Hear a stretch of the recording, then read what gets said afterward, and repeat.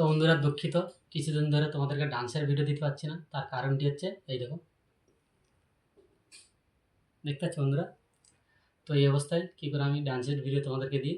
তো এতদিন ধরে আমার গিন্নি ডান্স করেছে, লিফটিং করেছে, তার সাথে আমি লিফটিং করেছি।